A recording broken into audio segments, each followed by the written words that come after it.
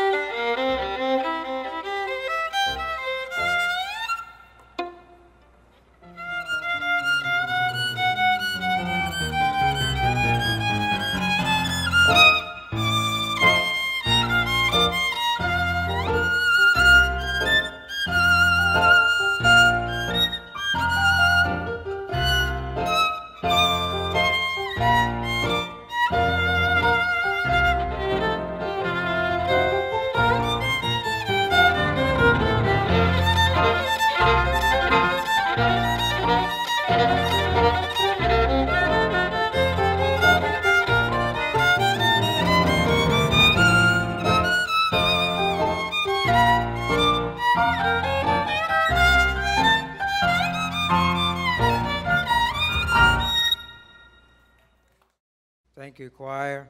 I believe the gospel. Pero, pag sinabi natin yan, hindi nag-a-apply yan na we simply believe when we trusted Christ. No. Yung I believe the gospel is a continuing thing. Okay? You understand that?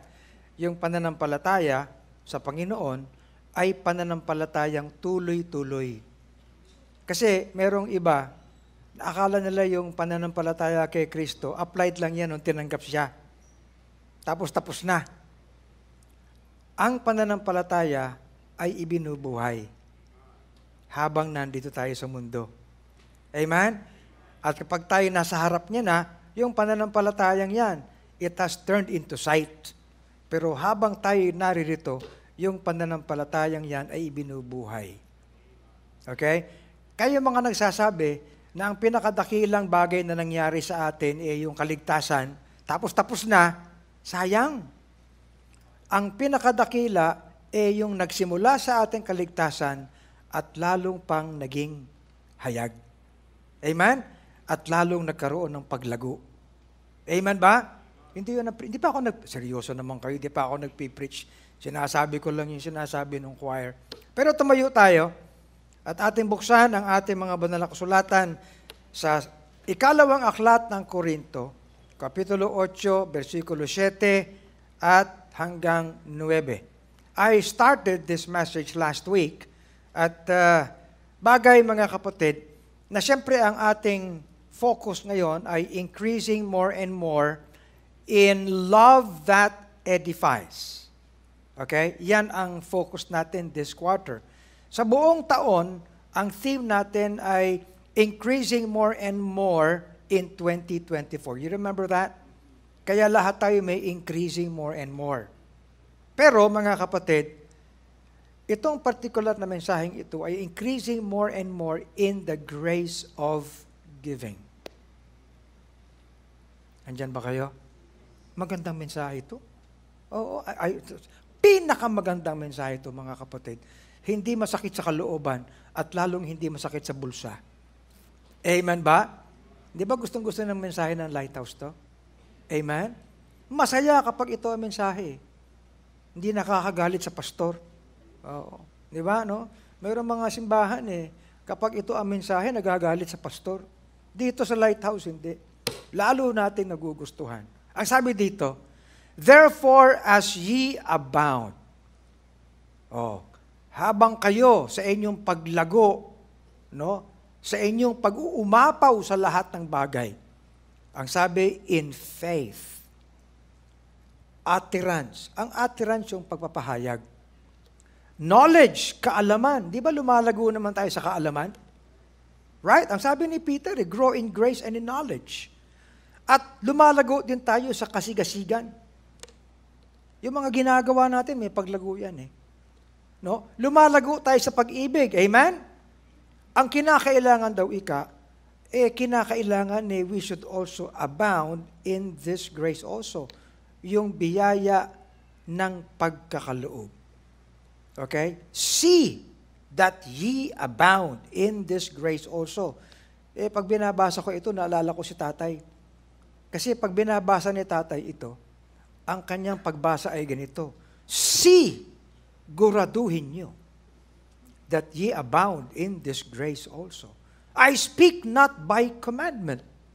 Ang sinasabi ni Apostol Pablo, hindi ko na kinakailangang mag-utos sa inyo. Bakit? Kasi marami na ang nagpapakita ng gayong forwardness. Okay?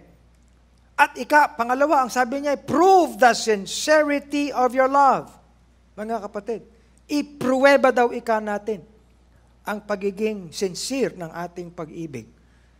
At ang kanyang pinakahamon na ito, sapagkat batid natin, alam natin ang biyaya ng ating Panginoong Hesus. No?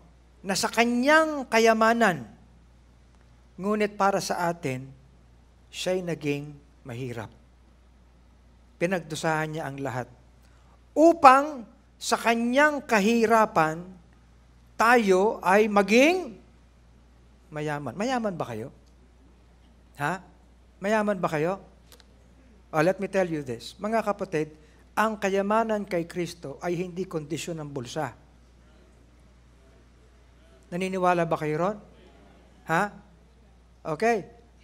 Ang kayamanan po ay hindi issue ng bulsa. Ang kayamanan ay issue ng biyaya ng Panginoon sa atin. Okay? Alam niyo rin ba na ang kahirapan hindi rin issue ng bulsa? Hindi issue yan ng bangko. Maraming mga tao, mayaman, liquid sila pagdating sa pera sa bangko.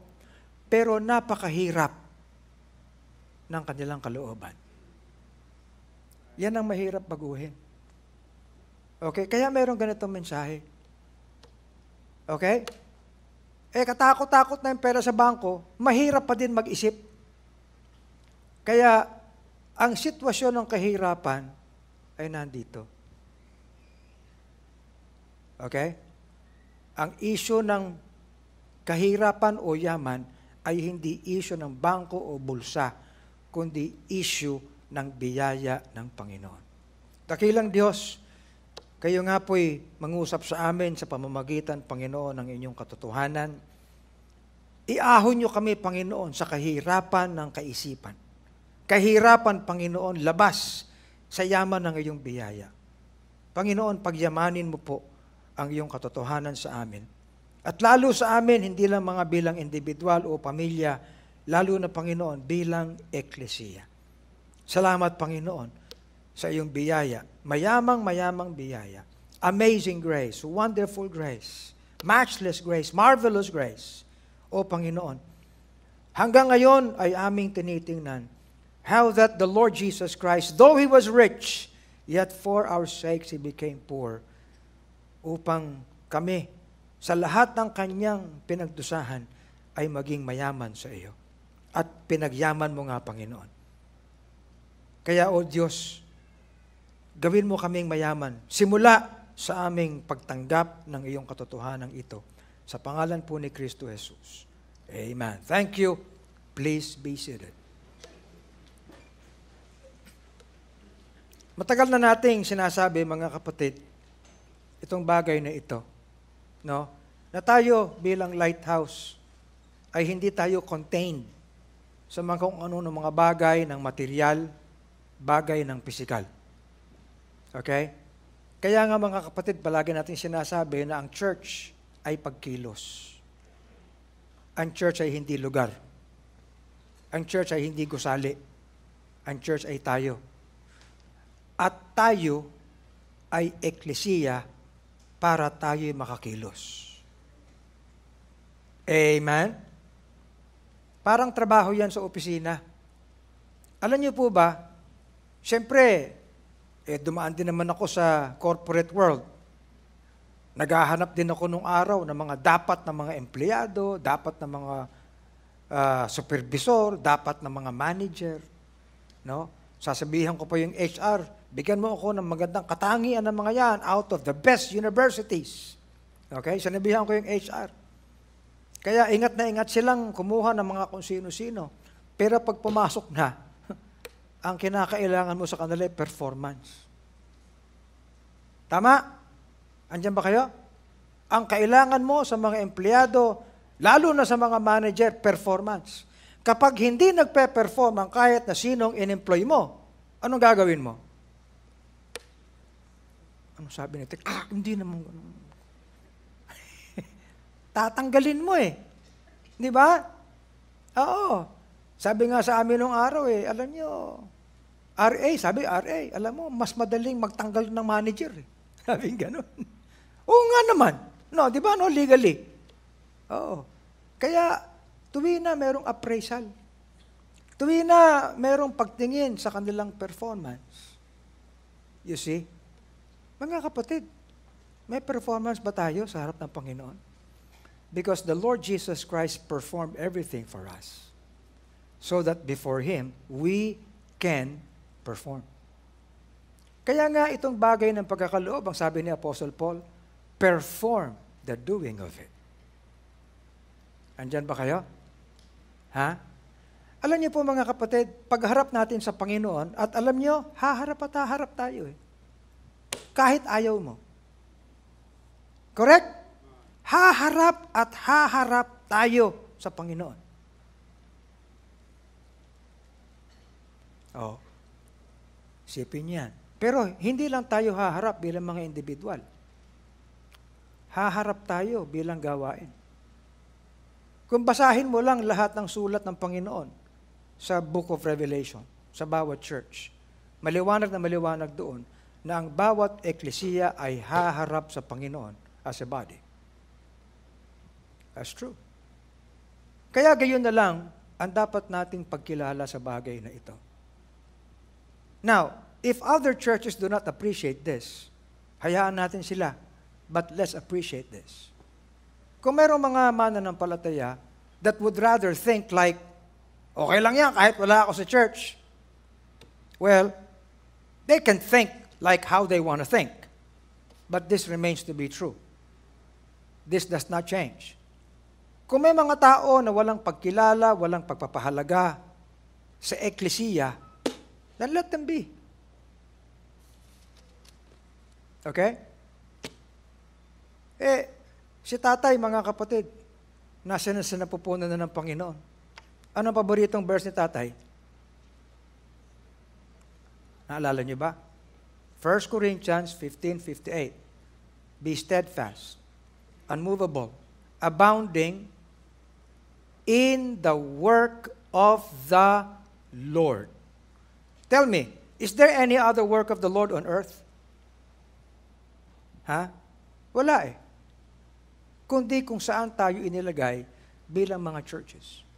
Kaya gayon na lang ang ating pagpapahalaga into what we are as a church. You know, para sa akin, the best message is the message so that we may actually be a church before Him. Not just simply be individuals. Okay? May mga nagtuturo that I am a work still under construction, personally. Pero mga kapatid, you know what? We can all rise sa ating pagiging individual with the ecclesia. Now, let's understand this. You can be a better individual in the church. You will never be a better individual in this world. Correct? Totoo yan. Kaya mga kapatid, the best sphere is to be in the ecclesia because it will raise us up, not only as individuals, but as a work of God. Amen? Madali mag-basketball mag-isa. Tama ba yun? Ha? Sino bang magaling sa basketball dito? Ha? Wala. Wala. Ikaw, Dick, magaling ka mag-basketball. Ha? Sakto lang. Sakto lang daw. Oh. Madali naman mag-basketball kung ikaw lang, di ba? Correct? Pero pwede ka bang maging MVP kung mag-isa ka lang naglalaro? Ha? Hindi eh. Magiging MVP ka kapag mayroon kang team at lalo pag mayroon kang kalaban. Correct? Hindi ka pwede maging MVP kung wala kang kalaban eh. Sa mundong ito mga kapatid, sino bang lumalaban sa mundo? Ha? Institutionally, wala namang iba kundi church eh. Walang iba kundi eklesiya. Kaya ang ating reward system sa harap ng Panginoon is based on what we are as eklesiya. Okay? Now, alam niyo po mga kapatid, itong subject na ito, nakaka-offend ito. Kaya marami mga miyembro, pag ang preaching ay giving, ayaw na. Kasi nga masakit sa bulsa. Okay? Kaya marami nang umalis sa Lighthouse kasi ang daming offering dito eh. Totoo ba yan? Inaamin natin totoo yun. Kasi ano ang sense ng pagiging kay Kristo na nagbigay lahat sa atin na hindi tayo marunong magbigay? It's empty. It's empty. You see? Yun ang mga bagay na yan, mga kapatid. You know, alam niyo eh, hindi ito nakaka-insulto. This is a fact. Lahat ito sa buhay natin ay totoo. Kung tayo ay customer, bumibili ka ng gamit, ng produkto, you know, you want to be afforded everything. Not only sa feature ng produkto, but in support of your product. Tama ba ako, Maricar? Hindi ka lang bumibili ng produkto. Okay? Ang titingnan mo kung paano kang mabe-benefit ng lahat ng pwedeng i-extend sa produktong binili mo. Pag mayroong isang kumpanya na nagbenta sa iyo, no, makabenta lang, wala na, magagalit ka eh. Tama ba? Why? Because you want to be able to receive the whole thing. To be extended all the benefits. Tama po ba? Pero mga kapatid, teka muna. Yung bagay po ng pagkakaloob ay gayon din. You need to realize na kung magtatayo ka ng kumpanya, you should be willing to give everything in support of your clients. Tama ba? Para bang, nagbenta na ako, susuportahan ko pa? Diba? Nagbenta na ako, bibigyan ko pa ng warranty. Oh, mauubos yung negosyo mo. Tama, no? Prinsipyo yan sa mundo. Pero pagdating sa banda ng kasulatan, hindi natin iniisip na ganun nga. Amen? And when the Lord gave Himself for us, He gave His all. He even spared not His own Son, but delivered Him up for us all. Kaya po, itong subject na ito, hindi nakaka-open ito. Why? Simply, that we should open our hearts, open our minds. Now, dito po sa Lighthouse, meron tayong pamantayan ng pagkakaloob. Sapagkat lahat naman ay pamantayan. Good? Sapagkat ang pamantayan ng pagkakaloob ay pamantayan din ng pagtanggap. Okay? Ano kasi yung sinasabi? Ito ang sinasabi. Give, and it shall be given unto you. Ayan, o. Nakikita niyo ba yan? Ayan, malaki.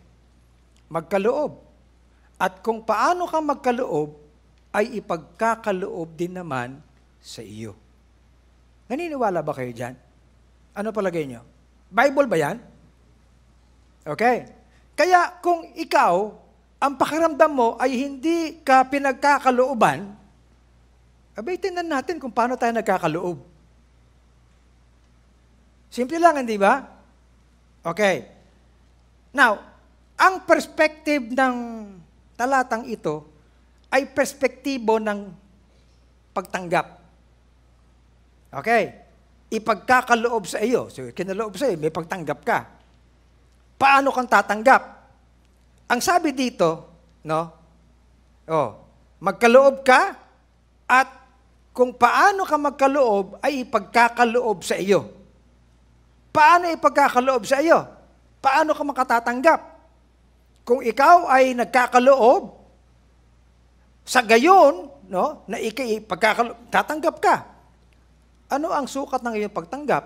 Ang una ay good measure. Good measure. Mabuting sukat. Ang ikalawa ay press down. Ang ikatlo na uri ng pagtanggap o sukat ng pagtanggap ay shaken together. Ang ikaapat ng nasukat ng pagtanggap ay running over. Okay? 4 na sukat, di ba? Maliwanag ba yan? Bible ba yan? It is Bible. Okay. So, sino magkakaloob niyan? Ang Panginoon magkakaloob niyan. Maliwanag to. Shall men give into your bosom? Okay? So, ano ang gagamitin ng Panginoon upang makatanggap ka? Tao rin. Amen? Tao rin. Ibig sabihin, hindi mahuhulog mula sa langit yung tatanggapin mo. Dadaloy sa tao. Correct? Huwag tayong maging pilosopo. Nandiyan yan, eh.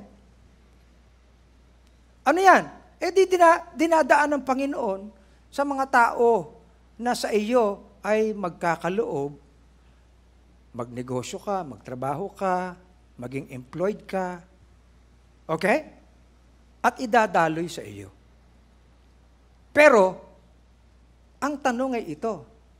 Kung masyado kang maselan sa sukat ng pagtanggap, abay, questionin natin kung paano tayo magkaloob. Tama? Ibig sabihin, mga kapatid, kung ito ang sukat ng pagtanggap, ito rin ang sukat ng pagkakaloob. Tama? You understand? Kung ito ang sukat, kung ang mga ito, good measure, pressed down, shaken together, running over, ang mga sukat ng pagtanggap, ito rin ang sukat ng pagkakaloob. Madaling maintindihan, di ba? Good. Now, ibig sabihin, may pagkakaloob na ang sukat ay good measure. May pagkakaloob na ang sukat ay pressed down. May pagkakaloob na ang sukat ay running over. At may pagkakaloob na ang sukat ay may shaken together at running over. 4. Now, nung araw, kayo mga bata, hindi nyo na alam to. Nung araw, nung panahon ni Marie, no? Ba't si Marie nakita ko? No? Ang pagbili ng bigas ay salop. Alam niyo ba yung salop? Hindi na. Kayo mga bata, alam niyo yung salop? Hindi. Wala na nakakaintindi ng salop dito. Pero yung salop, yung square na kahoy, di ba, na doon binubuhos yung bigas. Okay. Oh, ilang salop ang gusto mo? Isang salop lang po. Ayan. Bubuhos yung bigas doon. Pagkatapos, pag binuhos na, anong kakaskasin, di ba? Ano? Kakalusin? Kakalusin? Kalus? Yun ba yun? Oh, hindi ko alam yung term na yun Kakalus. Yan. So, yun ang good measure. O isang salop yan. Pero siyempre, ikaw tatawad ka. Dagdagan mo po naman. O sige, dagdagan natin. Pipit-pitin mo, di ba? Gana. Siyempre, lulubog yung bigas. Tapos dadagdagan. May dagdag ka na, okay. So, kung yung kinalos mo ng sumula, yun ang good measure. Yung press down, yun yung sumunod. Okay? O sige, may dagdag ka. Okay? Baka naman pwede meron pa. O sige, basta't salop ha. O sige, ano gagawin? Aalugin ngayon. Aalugin mo ngayon. Ano mangyayari sa bigas? Magsisiksik yun. Lalo tuloy, meron dagdag. Kasi pag nagsisik, bababa ulit yun. Yun. Okay. Tapos kakalusin ulit. Baka naman pwede mo na wag kalusin.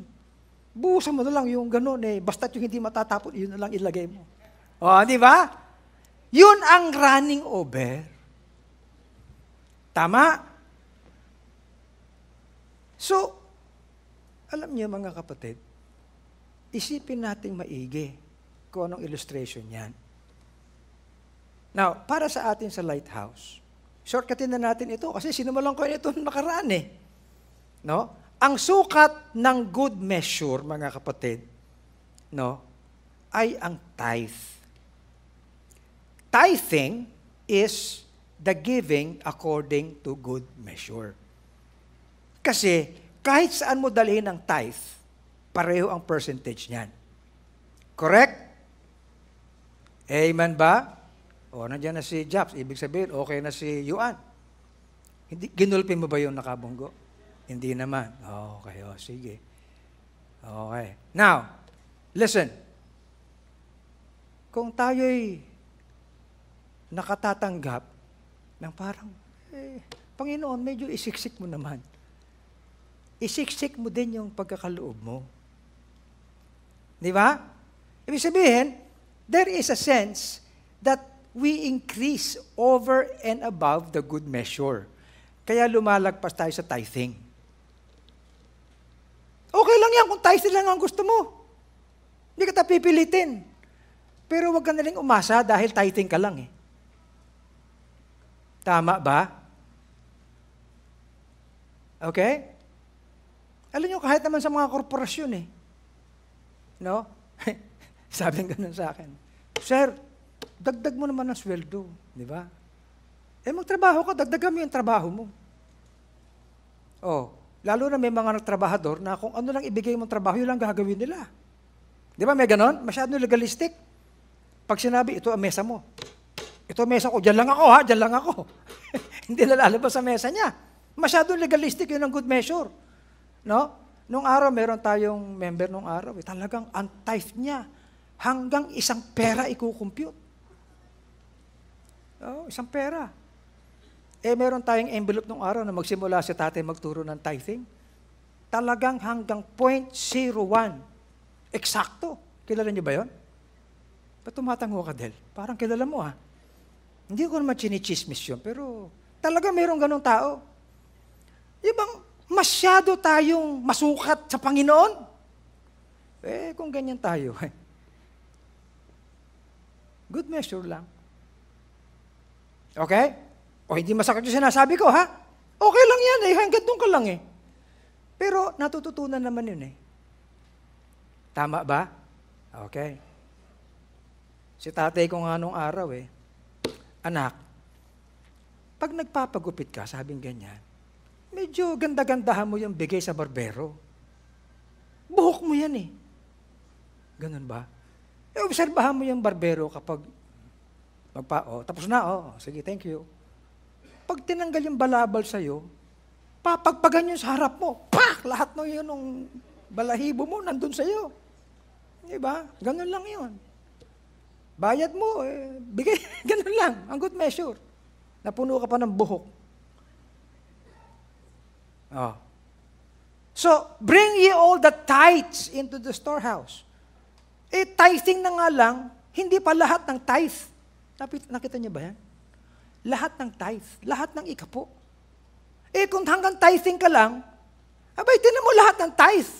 Lahat ng titheable na tinatanggap mo. Tama ba? Uy, mayroon palang ganun, pastor? Mayroon. Sumesweldo ka tapos may commission ka. Di ba? Yung commission ko, may tithe din yun? Meron din. Ganun ba? Okay. So, yan mga kapatid. Pero tapos na tayo dyan. The tithes of all. Yan, no? Sabi, kasi pastor, yung tithing, lumang tipan yan. Oo nga. Pero, hindi legal. Hindi issue ng legal ang tithing, mga kapatid. You know why? Sapagkat ang unang nag-tithe sa banal na kasulatan ay si Abraham. Ayan, no?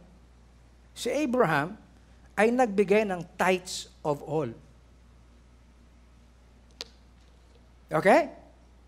Kita nyo na, nasa Old Testament, of course. Pero hindi base sa kautusan ni Moises yung tithing. Dahil si Moises, hindi naman sila magkaedad ni Abraham. Nandyan ba kayo? Wala pang kautusan noon. Ang simulain ng tithing ay hindi kautusan ni Moises. Ang simulain ng tithing ay pananampalataya. Sapagkat si Abraham, ang ama ng pananampalataya. Kaya ang tithing, mga kapatid, ay hindi issue ng legalism. Ito ay issue ng pananampalataya. Kapag may pananampalataya ka, mag-tithe ka. Correct? Tapos na tayo dyan. Pero, isa pa lang yun. Good measure pa lang yun. Ibig sabihin, pastor, meron pang higit doon. Meron pa, kaya may press down . Sinong gusto ng press down? Siyempre, lahat tayo. Correct? Namamalengke naman kayo, di ba? Correct? Kahit kinikilo na yung dagdagan mo naman ng isang guhit, 2 guhit. Di ba? Tama ba ako? Ha? Huwag mo nang guhitan. Medyo bigay mo na lang. Ganun lang naman yun. Anong sumunod? Para sa atin sa Lighthouse, no? Over and above the tithe, the good measure, ay pressed down giving. Ayun. What is the pressed down giving for us? It is purpose giving. Bakit? Yun yung mga designated na mga offerings natin. Over and above the tithes. Kaya meron tayong faith, love, mercy offerings. Amen? Andyan ba kayo? Pastor, tithing lang ako, wala na ako involved. Okay naman yun. Pero, kung yan ang sukat mo ng pagbibigay, huwag kang ma-open sa sukat ng ipagbibigay sa iyo. Amen ba? Ha? Pastor, paano naging practical yan? Kung ikaw ay nagbebenta, hanggang ganun ka na lang. Hindi na madadagdagan yung benta mo. Tama? Employed lang naman ako, pastor . Hanggang ganyan na lang ka lang. Hindi ka naaangat, hindi ka na mapopromote. You know what I'm saying? Alam nyo, kahit sa opisina nung araw, ang pinopromote ko, yung nagtatrabaho at willing labas sa binigay kong trabaho sa kanya. Tama ba? So, merong press down. At para sa atin, yung increase giving. Okay? Purpose giving. Kaya nga ang sinasabi rito, every man according as he purposeth in his heart, so let him give. Ayun, no? Kaya tayo, mga kapatid, meron tayong purposes dito. Mga pagkakaloob na very specific sa mga ginagawa natin. And I praise God for many of you. Amen? Yung Lois, wala namang trabaho ito, pero binibigyan ako ng information palagi. Nakakapagkaloob po kami sa media, napagkakaloob kami sa ganito. Amen! Wala na naman mga trabaho ito, mga ito. Retired na. Hindi retired. Retired. Oh. Amen? O, nakangiti ngayon sila. Pero nagkakaloob. Because they believe in purpose giving. At hindi tayo mawawalan ng purpose. Did you know that? As in, hindi.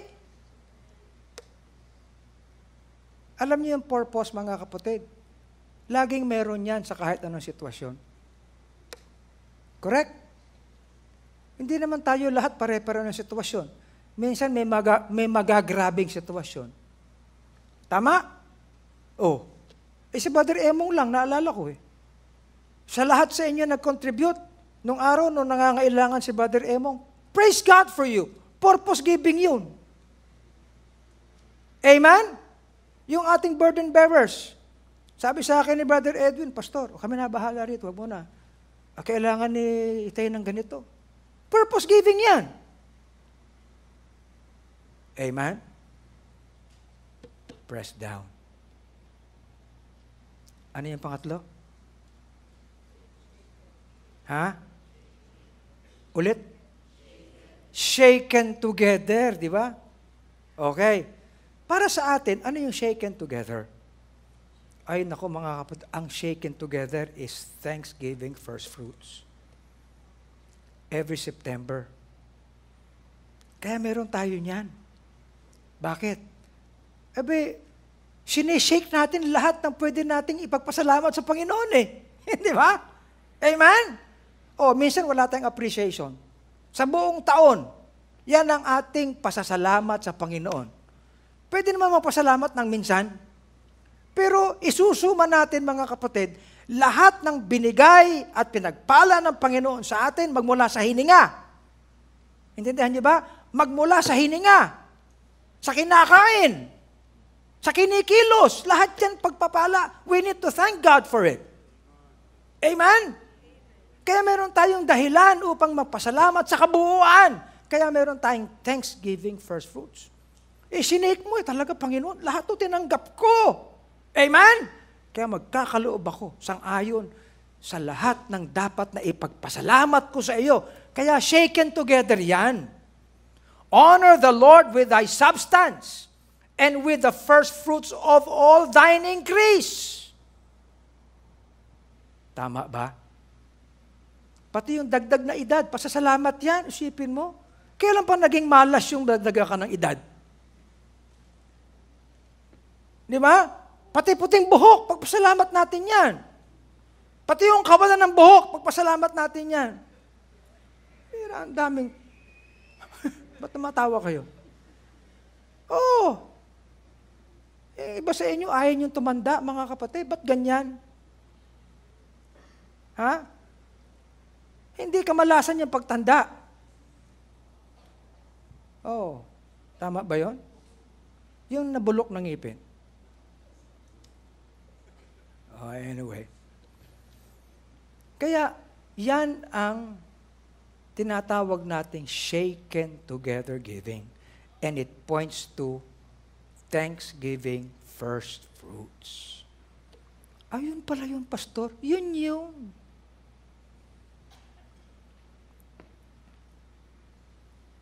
Ano yung huli? Pastor, ang bilis ng mensahe mo ha. Hindi, mamayang hapon mahahaba ito. Okay? At ang huli mga kapatid, no, ay, ayun na, dinaanan na natin eh. No? Running over. Running over giving. Ang running over giving is sacrificial thanksgiving. At yan ang gagawin natin sa linggo.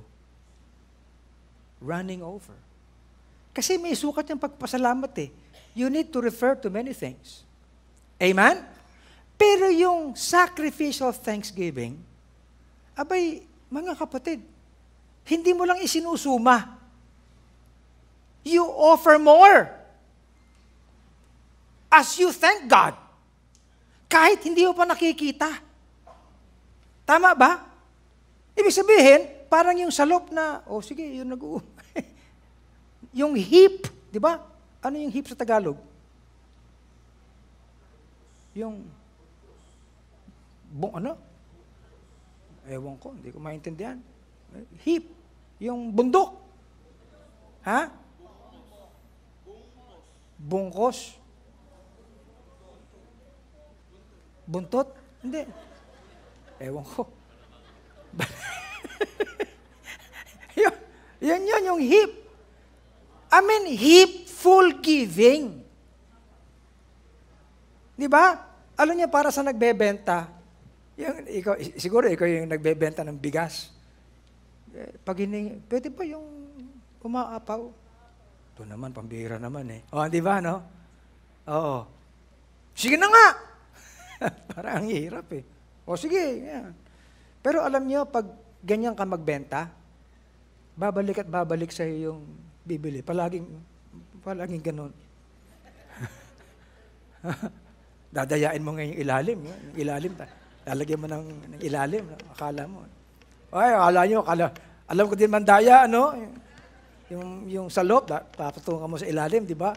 Para akala mo, puno. Ay, nako, kayo. Pero yun ang running over. Pero running over na may galak. Kaya, sacrificial thanks. Pastor, nasa Bible ba yung term na yon? Dito na natin. Andiyan ba kayo?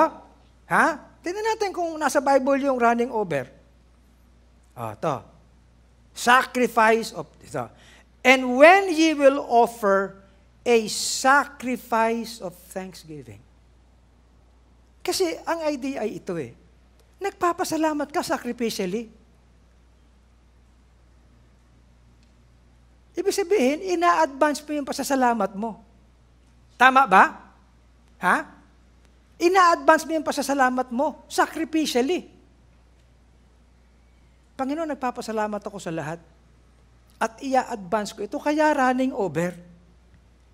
It is a sacrifice. Ang sabi, and when ye will offer specifically a sacrifice of thanksgiving, kaya sacrificial thanksgiving, offer it at your own will.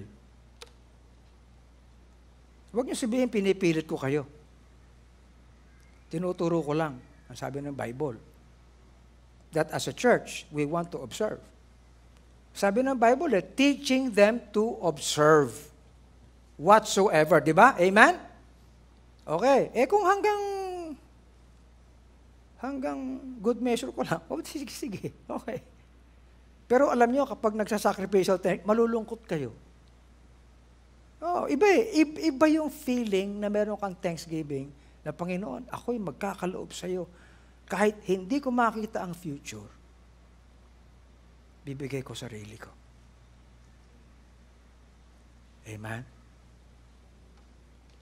And let them sacrifice the sacrifices of thanksgiving and declare His works with rejoicing. Kahit hindi mo pa nakikita yung works na gagawin ng Panginoon, dinedeklara mo na.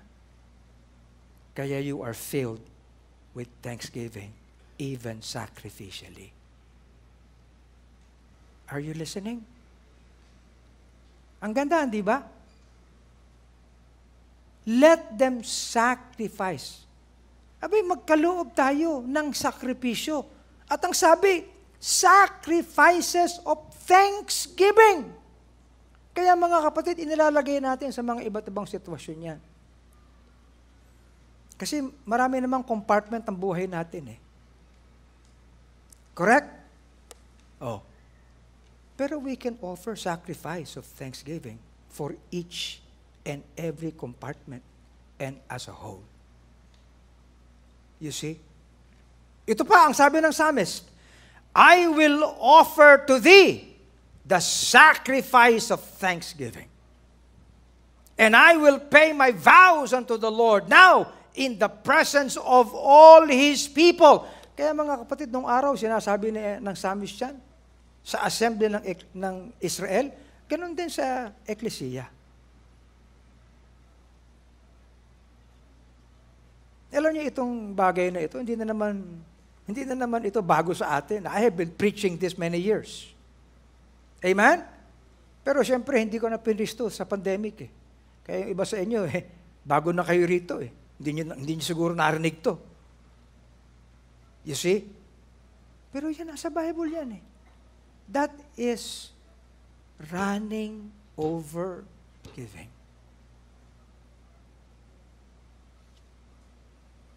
Running over giving, no, comes as a result of sacrificial thanksgiving. Why? Sapagkat mga kapatid, iniaasa natin ng may pasasalamat that God is able to make all grace abound toward you. And He has done so. Amen. He has done so. Alam niyo mga kapatid, kahit ako, minsan iniisip ko tumatanda ako, nagiging limitado. Akala ko. Pero hindi Hindi In fact, by the grace of God, mga kapatid, mas lalong nakikita natin ang yaman ng biyaya ng Panginoon sa atin. Yun ang bagay na nakikita ko yung mga young generation dito. Pwede maging limitado tayo, Tony. Di ba? Sa ating pagtanda. Pero sa biyaya ng Panginoon, itong mga kabataan na ito, mas lalong umuusbong sila. Amen? Mas lalong yumayaman. Abi, si Yuan lang Can you imagine? Abi, naiinis pa dahil dinala siya sa ER. Mawawala raw siya sa LED. Tama ba? CLC. Sa CLC. Nag-record pa. Sa ospital, nag-record ng kanyang pagpapaalam. Di ba? Abi, mapapahiya iba sa atin dito. Kaya kung hindi tayo magpakita ng magandang ehemplo sa 4 na sukat, mga kapatid, ng pagkakaloob at pagtanggap, paano na lang yung next generation? Di ba? Ano yung unang sukat? Good measure. Okay? Anong pagkakaloob yan? Tithing. Ano yung kalawang sukat? Press down. Anong pagkakaloob yan? Purpose giving. Increase. Ano yung pangatlong sukat? Shaken together. Anong pagkakaloob yan? Thanksgiving first fruits. Kasi ang first fruits, thanksgiving yun. Ano yung pangat-4 na sukat? Running over. Anong pagkakaloob yan? Sacrificial thank. Una yung sacrifice. Yun ang sabi ng Bible Sacrificial thanksgiving. At para sa atin, inuuna na natin ang pagpapasalamat sa Panginoon sapagkat ang kanyang biyaya ay hindi lang sapat, kundi nag-uumapaw. Nasaan ka?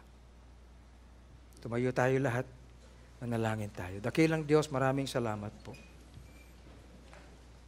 Payak, Panginoon, na iyong katotohanan. At huwag naming tingnan, Panginoon, na ito'y offensive. Sapagkat ay iyong salita, your commandments, dear God, are not grievous, dear God. Hindi po mabigat ang iyong kalooban. Hindi mabigat ang iyong puso. Sinasabi, Panginoon, ng iyong imbitasyon, come unto me, all ye that labor and are heavy laden, and I will give you rest. And you said, take my yoke upon you, and learn of me. And Lord, minsan ang nilalagay po namin pamatok sa amin ay pamatok ng mundo. And we would not want to have your yoke upon us. But dear God, make us realize today that your yoke is easy and your burden is light. And there is much more, dear God, in store for us.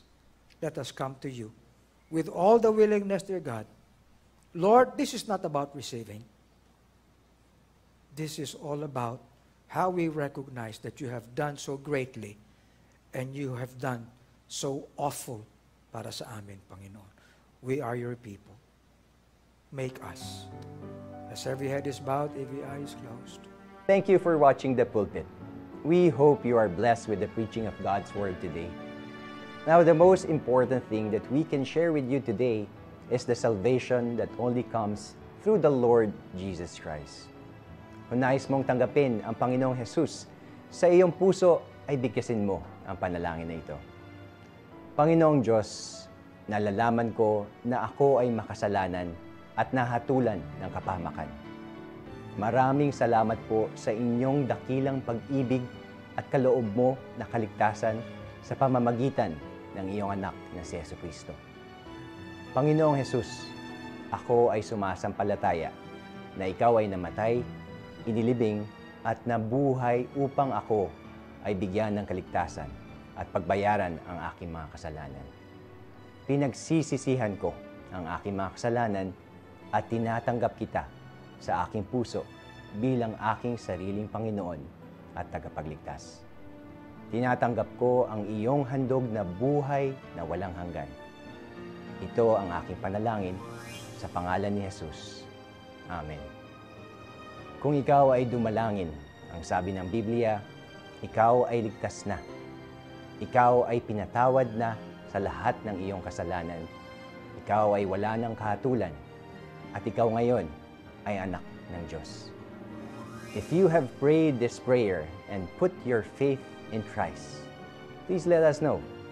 Send us a message at the Lighthouse Bible Baptist Church Facebook page. We're broadcasting live every Sunday at 11 a.m. and 4 p.m. and then every Tuesday and Thursday at 7:30 p.m. Do join us again on our next episode of The Pulpit.